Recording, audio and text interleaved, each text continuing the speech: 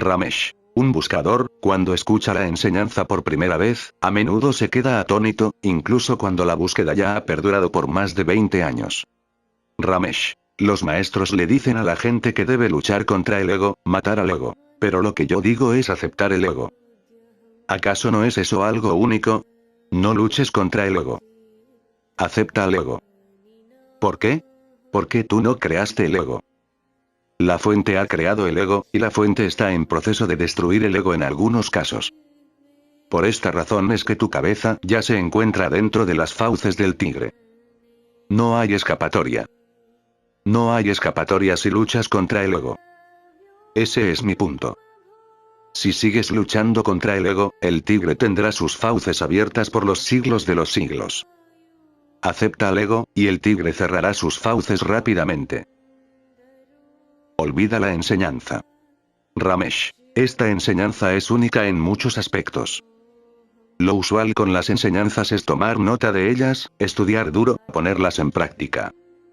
Lo que yo te estoy diciendo es olvídate de la enseñanza. Deja que ella trabaje por su cuenta. Muy importante. Olvídate de la enseñanza, porque, ¿quién es el que quiere recordarla? Es el ego el que quiere recordar la enseñanza, utilizarla para lograr algo. Pero si olvidas la enseñanza, entonces la enseñanza que lleva a la comprensión trabajará por su cuenta. Y si la enseñanza no lleva a la comprensión, entonces no vale la pena. Así que, en todo caso, olvida la enseñanza. O es efectiva o no es efectiva. Y si no es efectiva, entonces no hay caso. Si es efectiva, deja que sea efectiva. ¿Querrá el ego contribuir con su propia aniquilación? El ego quiere la enseñanza únicamente para poder utilizarla para lograr algo, no para su propia aniquilación. Si la enseñanza es olvidada, el ego es olvidado y la enseñanza trabaja por su cuenta. Tu esfuerzo es la obstrucción. Por eso digo que olvides la enseñanza. No trates de utilizarla. Deja que esta comprensión funcione en el nivel que sea. La enseñanza comienza con el Bhakti. Ramesh. La gente me pregunta si hay algo especial en lo que yo digo. Yo diría que sí. Lo especial en mi discurso es comienzo con Bhakti y termino con la comprensión. Jnana, ¿qué es Bhakti? Hágase tu voluntad. El yo dice, tú eres todo lo que hay. Hágase tu voluntad. Warwick. Cuando usted dice hágase tu voluntad, yo comprendo que quiere decir que, de hecho, la voluntad de Dios siempre se está haciendo. Ramesh. Eso es correcto. Se estuvo haciendo, se está haciendo y se hará. Warwick. Y es imposible que se haga nada que no sea la voluntad de Dios. Ramesh. Eso es correcto. Sin embargo, en verdad ese no es el punto relevante. El punto relevante es que yo no soy nada. Ese es el punto relevante. Tú, Dios, eres todo lo que hay. Tu voluntad prevalece siempre. Por eso, el pensar que yo puedo lograr hacer cualquier cosa, yo puedo hacer algo, yo puedo lograr algo, es ridículo. Ese es el punto relevante. Aceptación total del hecho que un objeto creado es impotente, es el punto relevante. La cuestión de quién es la voluntad que prevalece, y tú le llamas Dios, es un concepto necesario, ya que el individuo se encuentra indefenso. Así que la mente-intelecto crea un objeto que es todopoderoso y luego dice que todo sucede de acuerdo con su voluntad, lo que significa que no es mi voluntad. Así, aceptar que yo no soy nada, que yo soy meramente un objeto a merced de la voluntad de Dios, es básicamente la más pura devoción, o bhakti. Por ende, lo que digo comienza estrictamente con bhakti. Hágase tu voluntad. La enseñanza básica. Ramesh. ¿Tengo una enseñanza básica? Sí. Lo básico es que todo lo que hay es la conciencia. No hay nadie que haga ninguna acción. Nada sucede, a menos que sea la voluntad de Dios. Y cuando digo Dios no me refiero a una entidad todopoderosa, ya sea dentro o fuera de la manifestación. Al decir Dios me refiero a la fuente, a la conciencia, el uno sin segundo, dentro de cuyo reflejo ocurre el funcionamiento de la manifestación. El Buda dijo, eventos ocurren. Acciones son llevadas a cabo. No hay un hacedor individual de estas. Esa es la enseñanza básica. Nadie hubiera podido ponerlo en términos más breves o simples. Los eventos ocurren. Las acciones son llevadas a cabo. No hay un hacedor individual de estas. Si no hay hacedor individual, entonces es irrelevante quién sea el que haga las acciones. Pero si el intelecto formula la pregunta y necesita una respuesta, entonces al intelecto se le dice, ¿de quién es la acción? Es la acción de Dios. Nadie habla y nadie escucha. Arthur. ¿Por qué Ramesh sigue hablando? Ramesh. Oh, Arthur. Ramesh no habla. Ni Arthur escucha en realidad. No hay un Ramesh que hable ni hay un Arthur que escuche. Sin embargo, mientras haya un Arthur que escuche, Arthur necesita conceptos. La conciencia proporciona esos conceptos a través de este organismo cuerpo-mente Arthur. Entonces yo me preguntaba, ¿por qué Ramesh sigue hablando con Arthur? Ramesh. Porque eso es parte del funcionamiento de la manifestación. Eso es parte de lo que es en el momento. Es lo que se supone que debe suceder, y sucede. Nada puede suceder, a menos que deba suceder. Así que esta conversación está sucediendo. ¿Qué efecto tendrá esta conversación sobre cuál de las partes involucradas? Nadie sabe. Solo la conciencia, Dios, sabe. Bimar. Para mí, un concepto es un concepto. Yo me he encontrado con muchas mitologías de diferentes maestros, y buenas historias. Ramesh. ¿Sí? Son historias. En otras palabras, lo que estás preguntando es, ¿cómo sabes que lo que estoy diciendo es la verdad? Es tu pregunta, ¿no es así? Bimar. Exactamente. Ramesh. Te acabo de dar la respuesta. Nadie te puede decir la verdad. Cualquier cosa que alguien te diga es un concepto. Bimar. ¿Qué está más allá de los conceptos? Ramesh. Más allá de los conceptos está la verdad. La verdad se esconde tras los conceptos y la conceptualización. Silencio y símil. Ramesh. Cuando hablas y utilizas un símil, ese símil se basa solo en objetos. Por lo tanto, como decía Ramana Maharshi a menudo, la única enseñanza es el silencio. Cuando usas cualquier concepto, cuando usas cualquier símil, cuando usas cualquier metáfora, todos están basados en objetos. Tim. ¿Existe una transmisión de conocimiento por medio del silencio? Ramesh. ¿Existe la transmisión de la verdad por medio del silencio? Sí. Pero muy pocos organismos están programados para poder aceptar la verdad por medio del silencio.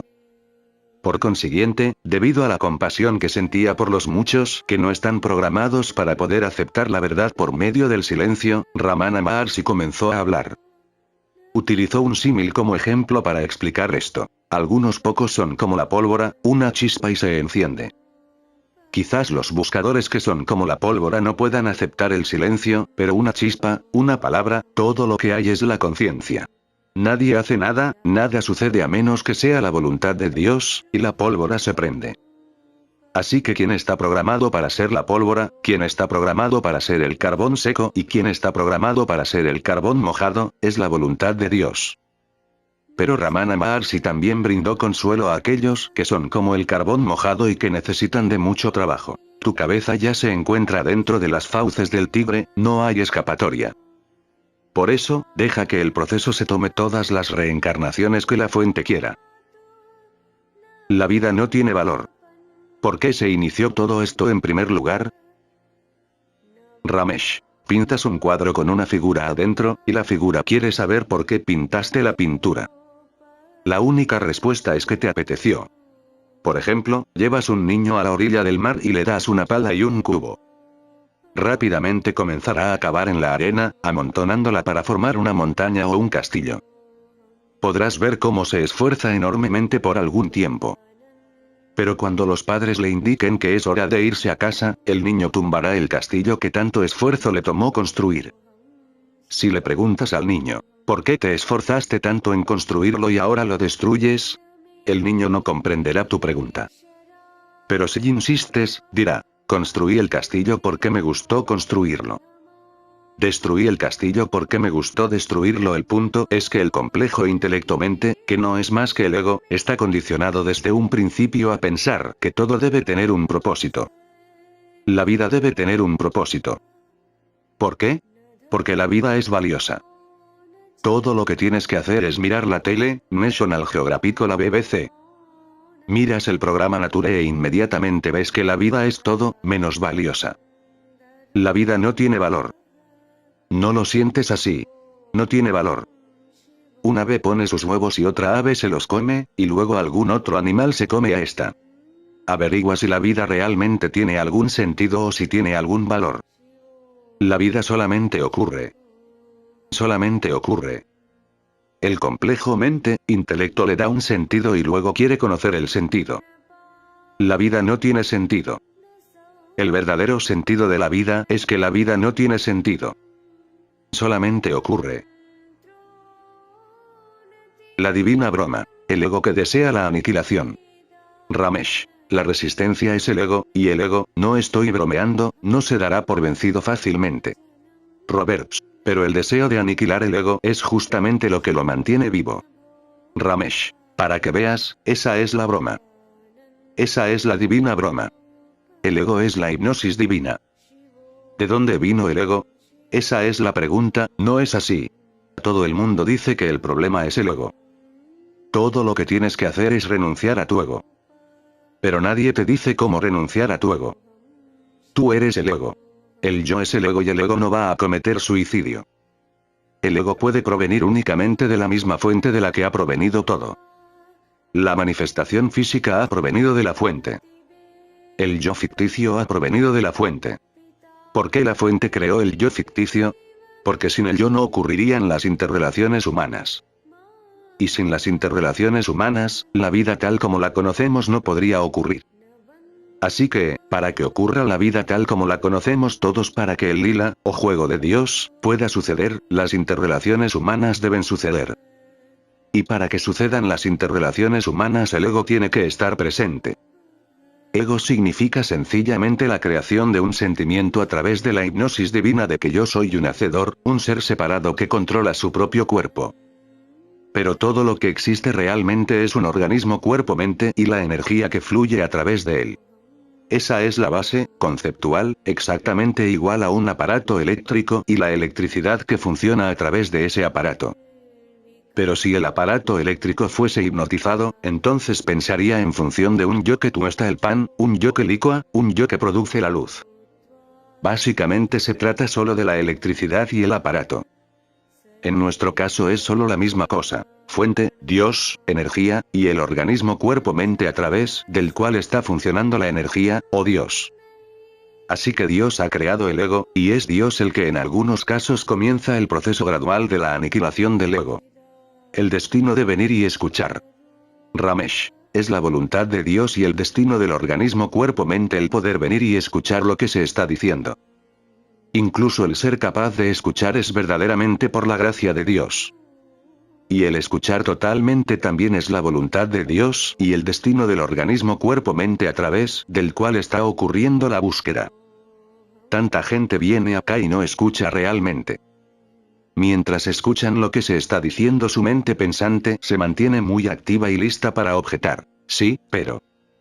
Pero. Eso es lo que hace la mente pensante. Entonces, el ser capaz de escuchar totalmente es por voluntad de Dios y por la gracia de Dios. Si eres capaz de escuchar totalmente, las consecuencias serán bastante distintas que al escuchar sin ganas y con un sí, pero. Nadie puede obtener la iluminación. Ramesh. ¿Cuál es la importancia de la declaración? Nadie puede obtener la iluminación. ¿Qué significa? Esta es la verdadera raíz de la enseñanza. Significa que es estúpido que cualquier presunto maestro le pida a nadie que haga ninguna cosa para lograr u obtener la iluminación. El núcleo de esta sencilla declaración significa, de acuerdo con mi concepto, que la iluminación es la aniquilación de ese yo que desea la iluminación. Si llega a la iluminación, lo cual solo puede ocurrir si es la voluntad de Dios, entonces significa que aquel que en un principio deseaba la iluminación ha sido aniquilado. Así que nadie, ningún yo, puede obtener la iluminación y, por lo tanto nadie, ningún yo, puede disfrutar de la iluminación. $1 millón o la iluminación. Ramesh. El que obtengas la iluminación no está bajo tu control. El que obtengas $1 millón también depende de la voluntad de Dios y del destino del organismo cuerpo-mente. Así que el que tú desees $1.000.000 o desees la iluminación, y el que recibas o no lo que deseas no está en tus manos, no está bajo tu control. Si piensas que está bajo tu control, sugiero que busques el $1.000.000 en vez de la iluminación, porque si obtienes el $1.000.000 entonces habrá alguien, un yo, que disfrute ese millón. Pero si buscas la iluminación y esta llega a ocurrir, no habrá nadie que disfrute de ella.